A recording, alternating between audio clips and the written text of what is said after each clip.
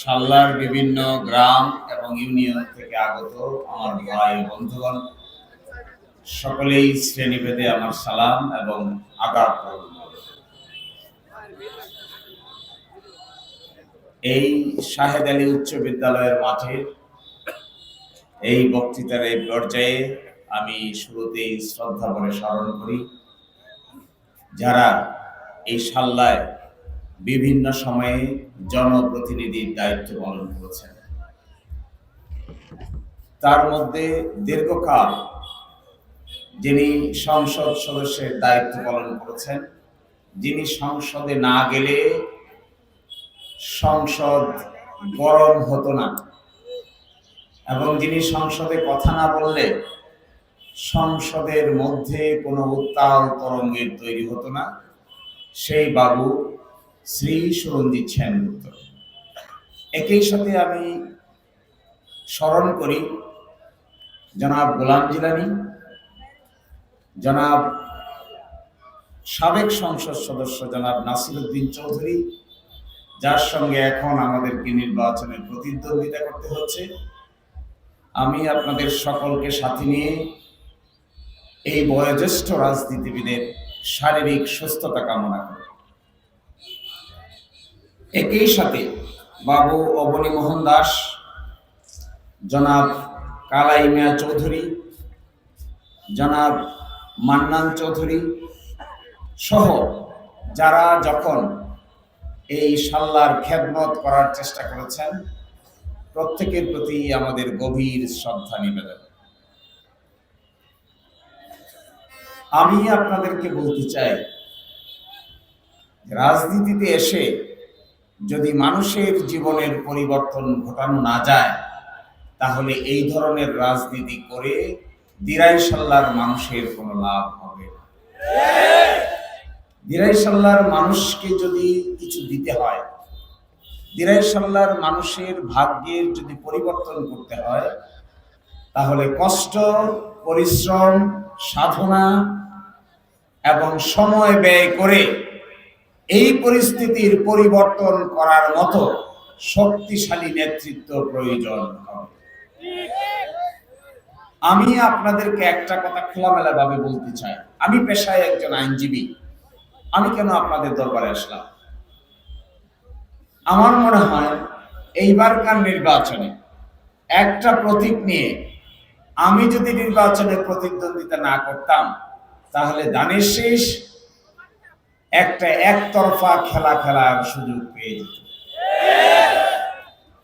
আমি বুঝেছি এই কারা, আমার ধারণা হয়েছে যে যারা আমাদেরকে গালিগালাজ করেন, বকাবকি করেন, তারা মনে করেছিলেন যে এইবার একটা একতরফা নির্বাচন করার সুযোগ পাবেন। আমি এসে এখানে একটা বাড়তি যন্ত্রণা তৈরি করেছি, এই যন্ত্রণা সহ্য করতে না পেরে বাড়তি বকাবকির আশ্রয় নেন। আপনারা বলেন, এই পর্যায়ে এই বিগত 1.5 বছরে কাজ করে এখন যদি আমরা নির্বাচনের আগে প্রতিদ্বন্দ্বিতা না করতাম, তাহলে কি দিরাই সাল্লায় কোনো নির্বাচন হতো? তো ওনাদের কথা হলো যে আপনি 1.5 বছর আগে এসে আমাদেরকে যে যন্ত্রণায় ফেলেছেন, আমরা তো এই যন্ত্রণা সহ্য করতে আর পারতেছি না। বলে 40 বছর ধরে আমরা যা করতে পারি নাই, 1.5 বছরে আপনারা এসে এরকম আওলা ঝাওলা লাগাইছেন। আচ্ছা বলেন, 40 বছরে যদি আপনারা কোনো কাজ করতে না পারেন, আর আরেক লোক 1.5 বছরে এসে যদি মাটিকে উলট পালট করে দেয়, তাহলে 40 বছরে আপনি যা পারছেন না, আপনারা যা পারছেন না, 1.5 বছরে যদি কেউ পারে, তাহলে তার যোগ্যতা বেশি না কম? 40 বছরে তো আদুবাই হয়েছে। 40 বছরে আদুবাই হয়ে যদি কিছু করতেই না পারছেন, তাহলে 40 বছর ধরে এই সুতাটা হাতে ধরে রেখেছেন কেন? আমি তো আপনাদেরকে বলেছিলাম যে আমি স্বল্প সময়ের জন্য এসেছি আপনাদের জন্য সেবা করতে। আমি টার্গেট ফিক্স করব, আমি কাজ করব, 1 2 3 4 5 তালিকা করব, কাজ শেষ করব, আপনারা চলতে পারবেন, ফিরতে পারবেন, রাস্তা হবে, হাসপাতাল হবে, মন্দির হবে, মসজিদ হবে, কবরস্থান হবে, সাথে সাথে কবরস্থানের পাশে শ্মশান ঘাট হবে। এরপরে দিরাইশাল্লার মানুষ সহজভাবে সুন্দরভাবে জীবনযাপন করতে যদি পারে, এই কাজ আমি যেদিন দেখব দিরাইশাল্লার মানুষ গাড়ি দৌড়াচ্ছে, দিরাইশাল্লার মানুষ হাসপাতালে চিকিৎসা পাচ্ছে, দিরাইশাল্লার মানুষ পরিবেশ পাচ্ছে, দিরাইশাল্লার মানুষ সন্তানের শিক্ষা পাচ্ছে, সেই দিন ধরে নেব আমার আর কোনো কাজ বাকি থাকবে না।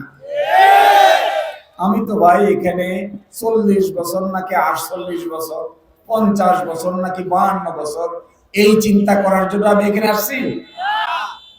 তো এগুলো যারা বলেন, আমার বিবেচনায় তারা রাজনীতি সম্পর্কে এবিসি ধারণাও পোষণ করেন।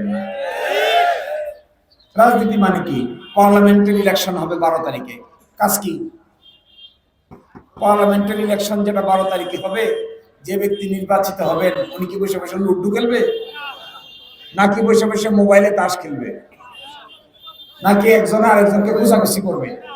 পার্লামেন্ট নির্বাচন করে, পার্লামেন্ট নির্বাচিত হয়ে পার্লামেন্টে যদি যেতে হয়, পার্লামেন্টের কাজ যদি সংসদ সদস্য করতে না পারেন, বিতর্ক করতে না পারেন, সংবিধান না জানেন, আইন না জানেন, উত্তাল তরঙ্গের তৈরি করতে না পারেন, তাহলে ওই পার্লামেন্টে গিয়ে দিরাইশাল্লার মানুষের কোনো লাভ হবে না। তাহলে করবেন কি? পার্লামেন্টের কাজ তো হলো, আমি সংসদ সদস্য, আমার কাজ কি? আমি লেখাপড়া করব, আমি আইন জানবো, আমি বইপত্র নিব, আমি সংসদে যাব, আলোচনা হবে, প্রাইম মিনিস্টার প্রস্তাব উত্থাপন করবে, আইন মন্ত্রী প্রস্তাব উত্থাপন করবে, আমরা বিতর্ক করব, আপনারা লাইভে দেখবেন, টেলিভিশনে দেখবেন, ফেসবুকে দেখবেন, ইউটিউবে দেখবেন। যদি পার্লামেন্টে গিয়ে এই বিতর্কে অংশগ্রহণ করতে না পারি, তাহলে পার্লামেন্টে গিয়ে নিজের পকেট ভরা ছাড়া মানুষের ভাগ্যের পরিবর্তন করা সম্ভব। তাহলে যেতে চাই কেন? আমি একা একা বসে চিন্তা করি, চাই কেন? বলে এটা আমাদের শেষবারের মতো চাই। আচ্ছা বলেন, পার্লামেন্টের সদস্য হওয়া আর একের জমি কিনা কি এক কথা? যদি এমন হইতো যে আটগাঁও ইউনিয়নের চেয়ারম্যান আব্দুল্লাহ নোমান, উনি আমার কাছে একটা সুন্দর জামা গিফট চায়, তাহলে আমি আটগাঁও ইউনিয়নের চেয়ারম্যানকে ব্যক্তিগতভাবে একটা জামা দিয়ে বলতাম, ঠিক আছে ভাই, জামাটা তুমি করো না। অথবা ভাড়া ইউনিয়নের চেয়ারম্যানের সাথে আমার যদি ব্যক্তিগত কোনো লেনদেন থাকতো, আমি বলতাম, ঠিক আছে ভাই, আমারে মাফ করে দাও। কিন্তু 5 বছর ধরে 5 লক্ষ মানুষের জীবন কি হবে, এইটার সিদ্ধান্ত হবে 12 তারিখে। এই 12 তারিখের সিদ্ধান্ত যদি সঠিক না হয়, কারো আবদারের ভিত্তিতে এই দায়িত্ব কারো ঘাড়ে চাপিয়ে দেওয়া হয়, যিনি এই দায়িত্ব পালন করার উপযুক্ত নয়, তাহলে দিরাইশাল্লার মানুষের ভাগ্যে দুঃখ ছাড়া আর কিছুই থাকবে না। আমি আপনাদেরকে অনুরোধ করি, আমি যদি নির্বাচিত হতে পারি, আপনাদের সহযোগিতায় দাঁড়িপাল্লা মার্কায় যদি নির্বাচিত হতে পারি, আমার 1 নম্বর কাজ হবে দিরাইশাল্লার মাটিতে নতুন রাজনীতি প্রতিষ্ঠা করা হবে। এই নতুন রাজনীতি কি? এই নতুন রাজনীতি হলো, সংসদ সদস্য যিনি নির্বাচিত হবেন, আমি আপনাদেরকে কথা দিয়ে যাচ্ছি, আমি নির্বাচিত হলে দিরাইশাল্লার কোন অফিসে, কোন জায়গায় সংসদ সদস্য এমপি সাহেবের জন্য কোনো বড় চেয়ার বরাদ্দ থাকবে না। একজন সাধারণ মানুষ যে চেয়ারে বসবেন, সংসদ সদস্য একই চেয়ারে বসতে বাধ্য হবেন। একজন সাধারণ মানুষ যা খাবেন, সংসদ সদস্য একই খাবার খেতে বাধ্য হবেন, একই ধরনের জামা কাপড় পরতে বাধ্য হবেন। আমি আপনাদেরকে বলে যাই, আমি এসে প্রথম কাজ করার চেষ্টা করব, দিরাইশাল্লার সকল জাতের, সকল মতের, সকল পথের, সকল দলের, সকল এলাকার লোককে নিয়ে দিরাই সাল্লা থেকে চিরতরে দুর্নীতি দূর করার চেষ্টা চালিয়ে যাব। দ্বিতীয় কাজ, সাল্লায় সবচেয়ে গুরুত্বপূর্ণ কাজ হলো নদী ভাঙ্গন ঠেকানো। এই ফয়জুল্লাহপুরের নদী ভাঙ্গন দেখলে মাঝে মাঝে আমার ঘুম আসে না। আমি কয়েকবার গিয়েছি, এখানে বাড়ি চলে যাচ্ছে, মসজিদ চলে যাচ্ছে, মন্দির চলে যাচ্ছে, চোখের সামনে দাঁড়িয়ে আছে মানুষ, বাড়ির একটা চটা ভেঙে নিয়ে গেল। আমি প্রতাপপুরে গিয়েছি, ওই দিন প্রতাপপুরে গিয়ে দেখি আগের বার এসে যা দেখেছিলাম এইবার এসে দেখি এটা আর নাই, পানিতে চলে গেছে। আমাকে লোকেরা বলতেছে, স্যার দাঁড়ায় থেকে থেকে শুধু দেখি, ফিরাইতে পারি না স্যার। গ্রাম সাল্লার এক অংশ মুসাপুর মেদা বাজারের পাট দিয়ে গিয়ে দেখবেন ভাঙ্গিয়া ভাঙ্গিয়া ভাঙ্গিয়া ভাঙ্গিয়া এমন অবস্থায় গেছে, আর কিছুদিন ভাঙলে মেদা বাজারের অস্তিত্বই খুঁজে পাওয়া যাবে না। আমি আপনাদেরকে বলছি, যদি আমি সংসদ সদস্য নির্বাচিত হই, তাহলে এই অঞ্চলের সবচাইতে বড় প্রজেক্ট, যে প্রজেক্ট হবে নদী ভাঙ্গন ঠেকানো। এটা শুরু হয়েছে মারকুলি থেকে, সুরিয়ার পাড় থেকে, দিরাই সুরিয়ার পাড় থেকে, কুলঞ্জ ইউনিয়নের সুরিয়ার পাড়ে, শেষ হয়েছে আছে গ্রাম সাল্লায়। যদি 600-700 কোটি টাকাও খরচ হয়, আমার সংসদ সদস্য থাকাকালীন এই নদী ভাঙ্গন চিরতরে আমি বন্ধ করে দিব। আপনারা আমাকে জিজ্ঞাসা করবেন, যদি আমি তা না পারি, আমাকে সাল্লার উপজেলা অফিসের সামনে দাঁড় করায় জিজ্ঞাসা করবেন। দ্বিতীয় কাজ, যে রাস্তা হচ্ছে দিরাই এবং সাল্লায়, যেটা জল শুকা হয়ে হবিগঞ্জ হয়ে এই রাস্তা ঢাকায় যাচ্ছে, এই রাস্তার কাজ গতি স্লো হয়ে গেছে, এই রাস্তায় বরাদ্দ স্লো হয়ে গেছে, কাজের গতি কমে গেছে। যদি 12 তারিখে আপনারা আমাদের পক্ষে রায় দেন, আমি আপনাদেরকে বলে দিয়ে যাচ্ছি, এই বছরের ভিতরে আপনারা গাড়ি দৌড়ে হবিগঞ্জে যেতে পারবেন। যদি আমি এই কাজ করতে না পারি, আমার গাড়ি আটকাইয়া আপনারা আমাকে রাস্তায় জিজ্ঞাসা করবেন। তৃতীয়,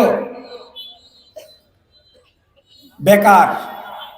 হায় রে বেকার মানুষ, এত বেকার, ঘরে ঘরে বেকার, আত্মীয় স্বজন বেকার, হিন্দু মুসলিম বেকার, হাজার হাজার বেকার। বেকার সমস্যার সমাধান না করে গাজীপুরে চলে গেছে, বেকার সমস্যার সমাধান করতে না পেরে চলে গেছে হলো ঢাকার মিরপুরে, চলে গেছে নারায়ণগঞ্জে, চলে গেছে জাফলংয়ে, চলে গেছে সিলেটে। আমি আপনাদেরকে কথা দিয়ে যাচ্ছি যে রাস্তা হচ্ছে, এই রাস্তা শেষ হলে তার ডানে বামে অনেক খালি জায়গা পড়ে আছে।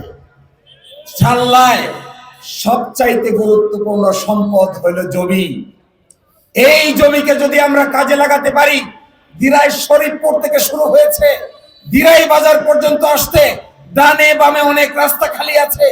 দিরাই বাস স্ট্যান্ড থেকে যে রাস্তা যাচ্ছে জল শুকায়, তার ডানে বামে যে রাস্তা খালি আছে, আমি দেশে বিদেশে ব্যক্তিদের সঙ্গে আলাপ করেছি, ব্যবসায়ীদের সঙ্গে আলাপ করেছি, ইন্ডাস্ট্রিয়ালিস্টদের সঙ্গে আলাপ করেছি, শিল্পপতিদের সঙ্গে আলাপ করেছি। ইনশাআল্লাহ 5 বছর সময়ের মধ্যে 45,000 বেকার যুবকের মধ্যে অন্তত পক্ষে 20,000 বেকার যুবকের কর্মসংস্থান আমি গড়ে তুলব। আমি চাই আমাদের সঙ্গে যারা প্রতিদ্বন্দ্বিতা করছেন, তারাও আপনাদেরকে খোলামেলা ভাবে এই ধরনের প্রতিশ্রুতি দেয়। কিন্তু আমি খুব কষ্ট পাই যখন দেখি জনগণকে নিয়ে পরিকল্পনার পরিবর্তে আওলা জাওলা বকাবকি বুঝি রাজনীতির নাম। তখন আমার কাছে মনে হয় একেবারে নিম্নমান, একেবারে নিম্নমান। আমার মতো শিশির গরিবের এই নিম্নমানের কথার জবাব দেওয়া উচিত নয়। আমি আপনাদেরকে আরেকটা কথা বলে যাই, এই যে কলেজ দেখেন তো, কৃষ্ণপুরে অনার্স কলেজ আছে, কৃষ্ণপুরে মাস্টার্স কলেজ আছে, সাল্লায় কি অনার্স কলেজ আছে? সাল্লায় মাস্টার্স পড়া যায়? আমি আপনাদেরকে এইটাও প্রতিশ্রুতি দিয়ে যাচ্ছি, ইনশাল্লাহ আপনারা আমাদের পাশে থাকলে 12 তারিখের পরে 6 মাস সময়ের ভিতরে এই সাল্লার যে কলেজ আছে এইখানে অনার্স কিভাবে পড়া যায় তার কার্যকর ব্যবস্থা আমরা গ্রহণ করব। বেশ কয়েকটা পুলিশ ফাঁড়ি দরকার। সাল্লায় পুলিশ স্টেশন আছে, সাতপাড়া যাইতে যাইতে চুরি ডাকাতি সব শেষ। ওইদিকে শাসখাই বাজার আছে, আর ওইদিকে আছে সাউদেশ্রী বাজার। সর্বশেষ আছে এদিকে সাতপাড়া, আটগাঁও, নিজগাঁও, বরগাঁও, ইয়ারাবাজ, বাজারকান্দি, রাউতলা। এর মধ্যে সাল্লা থেকে রওনা দিয়ে যদি কেউ সাতপাড়া বাজার পর্যন্ত গিয়ে চুরি কিংবা অপরাধ ঠেকাতে চায়, পুলিশের পক্ষে দ্রুতগামী হেলিকপ্টার নিয়েও এই অপরাধ ঠেকানো সম্ভব নয়। আমি আপনাদেরকে বলে দিয়ে যাচ্ছি, সত্যিকার অর্থে আপনারা আমাদেরকে সমর্থন করেন। হিন্দু মুসলমান যদি একসাথে দাঁড়ান, এক বাক্যে দাঁড়িয়ে দাঁড়িপাল্লার পক্ষ অবলম্বন করেন, অন্তত পক্ষে সাতপাড়া বাজারে আমরা একটা পুলিশ ফাঁড়ি গঠন করে দেওয়ার চেষ্টা করব। এবং আমি দেখেছি বর্ষার সময়ে সবচেয়ে অসুবিধা, পুলিশ সাহেবদেরকে জিজ্ঞাসা করলে, থানার ওসিকে জিজ্ঞাসা করলে বলে চুরি করে চলে যায়, আমাদের তো কোনো স্পিড বোর্ড নাই, চোরের মেশিনের গতি থানার পুলিশের গতির চাইতে বেশি। যখন চুরি করে নিয়ে চলে গেল, পিছন দিক থেকে দৌড়ায় আর লাগাল পায় না। তো আমাকে বলতেছে যা কি করার। আমি বলি যে চলেন আমরা স্পিড বোট কিনে দিই। সরকারের দায়িত্ব না স্পিড বোট কিনে দেওয়া? আপনি যদি একটা নৌকাকে ধরতে চান, স্পিড বোট ছাড়া নৌকাকে ধরা যায়? আমি আপনাদেরকে বলছি, এই নির্বাচনের পরে আপনাদেরকে সাথে নিয়ে নির্বাচন পরবর্তী সময়ে এই হাওর অঞ্চলে পুলিশ টহলের জন্য বিশেষ স্পিড বোটের ব্যবস্থা আমরা করে দিব। হাসপাতাল, এই যে হাসপাতাল তাকান, এই হাসপাতালে আপনি কেউ জীবনে অপারেশন করেছেন? এরকম কেউ আছেন? হাসপাতাল আছে, বিল্ডিং আছে, অপারেশন হয় না, এটার কাম কি? এটার কাম হলো শুধু চেয়ারা আর বিল্ডিং মেকানো।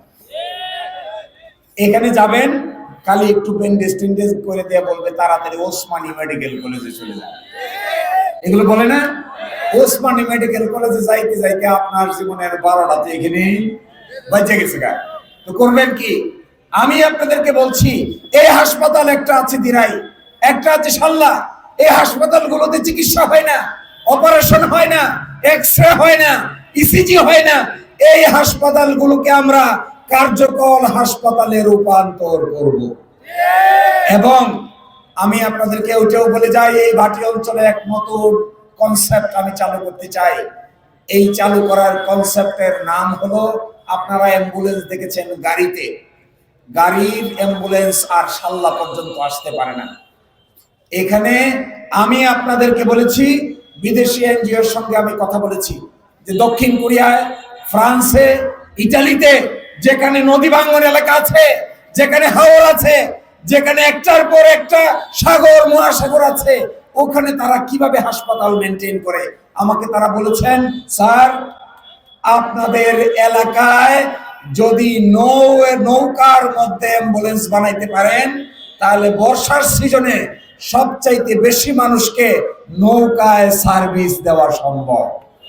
আমি আপনাদেরকে বলে যাচ্ছি, আপনারা নৌ অ্যাম্বুলেন্স দেখতে চান? নৌ অ্যাম্বুলেন্স দেখতে? যদি নৌ অ্যাম্বুলেন্স দেখতে চান, আগামী বর্ষার সিজনে এই দিরাই এবং সাল্লার হাওর গুলোতে অত্যাধুনিক নৌ অ্যাম্বুলেন্স চালু করা হবে। নতুন কিছু দেখতে হবে ভাই। আমি আপনাদের আজকের পরে আর কথা বলার সুযোগ নাই। আপনারা সাল্লাবাসী, আপনাদের বাড়ি আমাদের বাড়ি এক জায়গায়। We love each other. আমরা একে অন্যকে সম্মান করি, ইজ্জত করি, ভালোবাসি। আমাদের এই ভালোবাসার মূল্য দুনিয়ার আর কেউ দিতে পারবে না। আমরা আমাদের মতোই। এখানে দেখেন, একটু আগে আমরা যারা এক হয়েছিলাম, একজন মসজিদের ইমাম, একজন মন্দিরের পুরোহিত, একজন তৃতীয় লিঙ্গের সম্মানিত লোক, একজন মুক্তিযোদ্ধা, একজন জুলাই যোদ্ধা, সব যখন আমরা একসাথে হয়েছি, আমার বিশ্বাস 12 তারিখে এই ঐক্যকে ঠেকানোর মতো শক্তি দুনিয়াতে আর কোনো মানুষের নাই। এই হিন্দুরা ওরা মুসলিম, ওই জিজ্ঞাসা কুঞ্জন কান্ডারি বলো ডুবিছে সন্তান মোর মা। আমাদের দায়িত্ব, আমরা আপনাদেরকে সাথে নিয়ে হিন্দু মুসলমান এক কাতারে নিয়ে এসে আমি আপনাদেরকে কথা দিচ্ছি, বাংলাদেশে এক নতুন রাজনৈতিক মডেল তৈরি করা হবে। এই মডেলে হিন্দু মুসলমান মিলে বসবাস করবে, একজন আরেকজনকে সম্মান করবে, ইজ্জত করবে। এই অবস্থায় আগামী 12 তারিখে আপনারা আমরা একসাথে হয়ে সকলে মিলে দাঁড়িপাল্লায় ভোট দিতে রাজি আছি? আছেন রাজি সবাই? আমাদের মার্কা কি? কি মার্কা? সবাই মিলে ইনশাআল্লাহ। আমি আপনাদেরকে আর বিরক্ত না করে অনুরোধ জানাচ্ছি, 12 তারিখে এমন পরিবেশে তৈরি করবেন সেন্টার গুলোতে ভোট গণনা করলে দাঁড়িপাল্লা ছাড়া আর কিছু যেন খুঁজে পাওয়া না যায়। সবাই ভালো থাকবেন। ভালো লোকে হোকে বার পাল্লা, মানুষের বুকে দাঁড়ি পাল্লা।